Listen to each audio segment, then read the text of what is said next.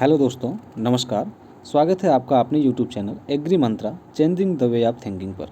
मैं हूं आनंद पाल और जैसा कि आप जानते हैं F4 special one liner series जो हमारा चल रहा था उसको ही आगे बढ़ाते हुए आज हम पार्ट 1 के बारे में डिस्कस करेंगे, जो आपके अपकमिंग एग्जाम्स हैं जो 2022 और 2023 को देखते हुए उसी के आधार पर डिज़ाइन किया गया है। जो अपडेटेड क्वेश्चंस हैं, जो मोस्ट इंपॉर्टेंट क्वेश्चन बन सकते हैं आपके एग्जाम्स में, वो सारे चीज़ों को देखते हुए इस सीरीज़ को लाया जा रहा है। जैसा कि आप जानते भी हैं, हमारा जो चैनल है क्वालिटी एजुकेशन के लिए जाना भी जाता है और हमारे सौरभ सर जो हैं करंट अफेयर की क्लास जो वीकली दे रहे हैं उसको भी आप देखते रहें, ताकि आप जानते ही हैं जो करंट अफेयर का वेटेज है अब आज के जो ट्रेंड है एग्ज़ाम्स के उसमें ज़्यादातर रोल प्ले करता है। साथ ही साथ संजय सर भी हमारे साथ जो है हमारे चैनल से के माध्यम से आपको MCQ देते रहते हैं, जिससे आपको ढेर सारे क्वेश्चंस का नॉलेज रहता है, अवेयरनेस रहती है और आपको सिलेक्शन के लिए काफ़ी श्योरिटी मिलती है। तो बने रहिए लास्ट तक हमारे सेशन में और देखते हैं आज के सीरीज में क्या कुछ होने वाला है। तो चलिए स्टार्ट करते हैं। आज का क्वेश्चन पहला रहेगा, बेसाल्ट बेसाल्ट जो है आपका एक रॉक्स है जो इग्नियस रॉक के अंतर्गत आता है। ये बेसिक इन नेचर का होता है, तो इसको आप याद रखें। ये direct question put up exam में होता है कि जो बेसाल्ट है वो किस नेचर का रॉक्स है। ठीक है, तो ये एक तो ये है कि ये इग्नियस रॉक है। ठीक है, और साथ ही साथ जो इग्नियस रॉक होते हैं या यूँ कहें बेसाल्ट जो होते हैं, ये फेल्डस्पार में 50% होता है और 50% मात्रा में फेरोमैग्नीशियम मिनरल्स होते हैं। ठीक है, तो इसको भी आप याद रखें, कभी कभी इसका जो है कम्बिनेशन पूछ लिया जाता है। ठीक है, चलिए देखते हैं अपना अगला क्वेश्चन। और अपना अगला क्वेश्चन है, marble is a metamorphic rocks which is formed from which pre existing rocks. तो इसका जो राइट आंसर हो जाएगा वो हो जाएगा लाइम स्टोन। ठीक है, मेटामॉर्फिक जो है, अब जानते हैं कि मार्बल जो है वो आपका मेटामॉर्फिक रॉक है जो लाइम स्टोन के द्वारा फॉर्म होता है, या एक और होता है वो होता है आपका डोलोमाइट। ठीक है, इस रॉक्स से भी जो है मेटामॉर्फिक रॉक्स मार्बल का फॉर्मेशन होता है, तो इसको भी आप याद रखते चलें। अपना अगला क्वेश्चन है, which soil order are show the evidence of cryoturbation is. तो इसका जो सही उत्तर रहेगा आपका जेली सॉल्स रहेगा। ठीक है, अब क्रायोटर्वेशन क्या होता है कि ये होता है जो फ्रॉस्ट चर्निंग जो होती है सॉइल में, फ्रॉस्ट चर्निंग या यूँ कहें कि फ्रॉस्ट जो मिक्सिंग होती है उसको हम क्रायोटर्वेशन कहते हैं। तो ये जो क्रायोटर्वेशन जो शो करता है वो जेली सॉल्स के अंदर करता है।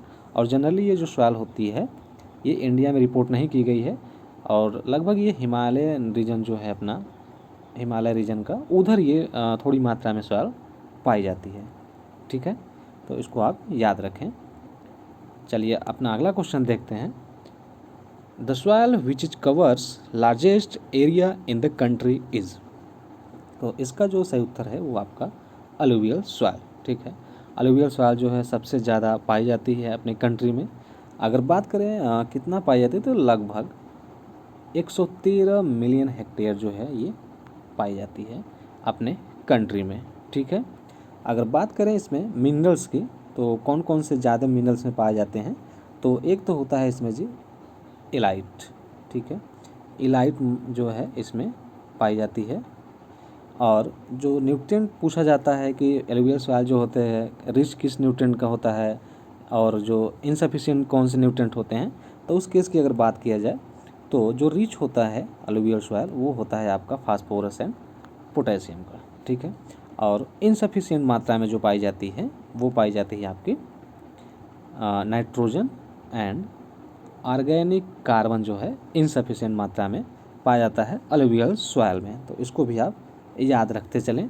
इसके बियॉन्ड अगर कुछ और चीज़ें इससे रिलेटेड फैक्ट्स को देखें तो अलुवियल सॉइल जो है मेजरली दो तरह की होती हैं, एक यंग सॉइल होती है, यंग अलुवियल सॉइल, एंड एक होती है ओल्ड। ठीक है, तो जो यंग अलुवियल सॉइल्स होती है उसको हम कहते हैं खादर। ठीक है, और जो ओल्ड होती है यानी जो बाद में फार्मेशन होता है वो होता है आपका भांगर। तो इसको भी आप याद रखें, कभी कभी एग्जाम में पूछ लेता है कि जो ओल्ड अलुवियल फॉर्म होती है सॉइल उसको क्या कहा जाता है, तो वो कहते हैं आपको भांगर। ठीक है, चलिए अगर ये सेशन आपको अच्छा लग रहा है तो इसे लाइक और शेयर करते रहें दोस्तों। अपना अगला क्वेश्चन है, the time taken in hatching fowl eggs into chicks in the incubator is, यानी कि अंडे से चूजे का जो बनने का प्रोसेस है वो कितने दिन का होता है, तो वो होता है आपका 20 से 21 दिन का। तो इसको आप याद रखें।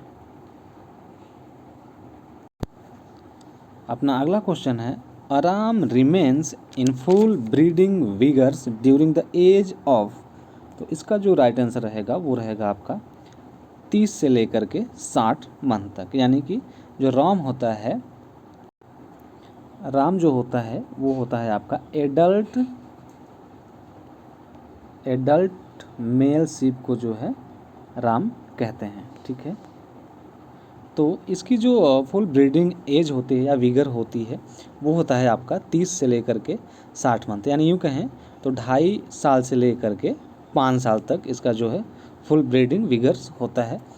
और एक राम जो है, एक एडल्ट राम जो है लगभग 40 से 50 ईविश को जो है ब्रीडिंग के लिए रखा जाता है या माना गया है। ठीक है, तो इसको भी आप याद रखें। अब यूज़ क्या होता है, ये होता है आपका adult sheep, adult female sheep. ठीक है, इसको यूज़ कहते हैं, तो इसको आप याद रखें। चलिए बढ़ते हैं अपने अगले क्वेश्चन की तरफ और देखते हैं अगला क्वेश्चन अपना।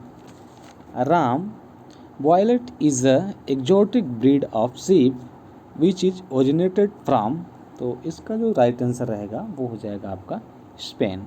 ठीक है, इसको आप याद रखें। और दूसरे एक ब्रीड और होती है जो आपका होता है मरीनो, ये भी स्पेन से ही ओरिजिनेट है, इसको भी आप याद रखें। अगर बात करें राम वॉयलेट की तो ये होती है आपकी डुअल पर्पज ब्रीड।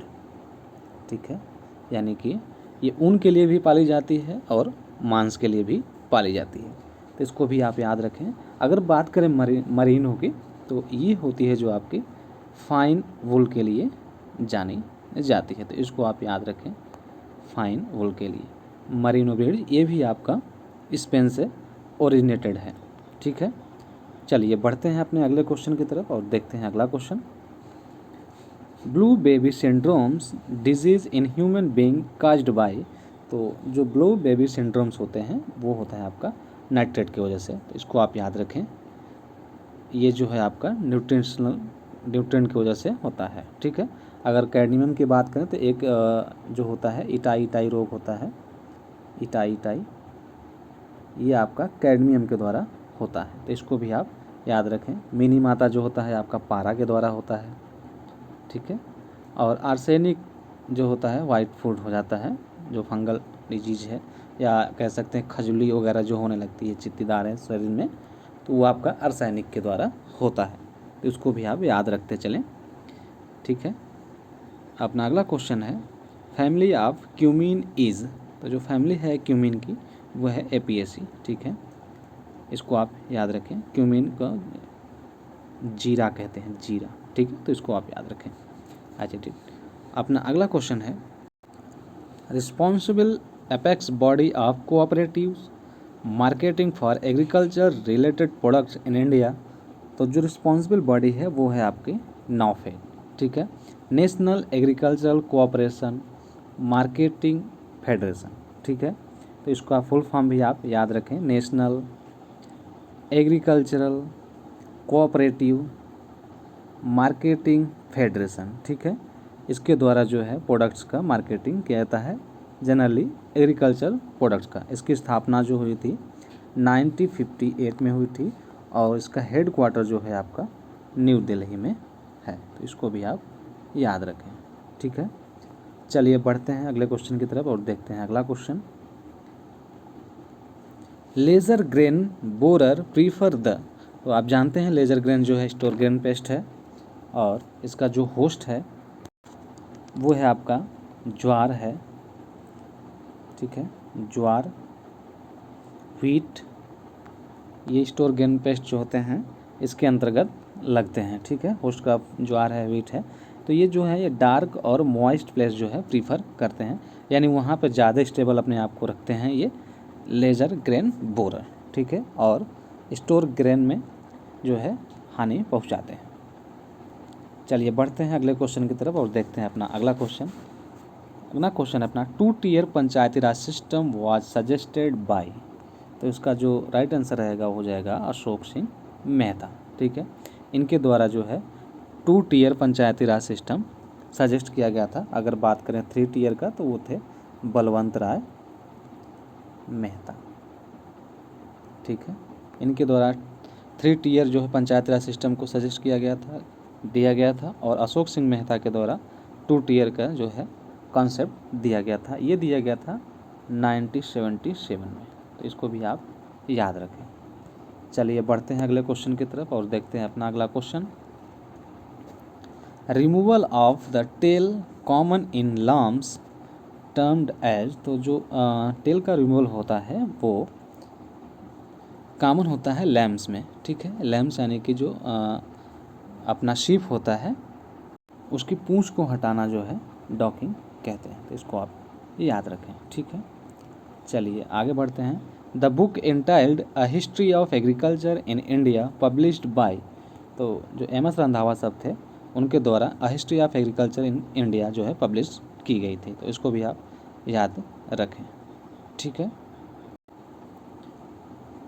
और जो ये बुक है ये जो है ICR द्वारा पब्लिश हुई थी, ठीक है, ICR के द्वारा, और जो ऑथर हैं इसके ये MS रंधावा साहब हैं, तो इसको भी आप याद रखें।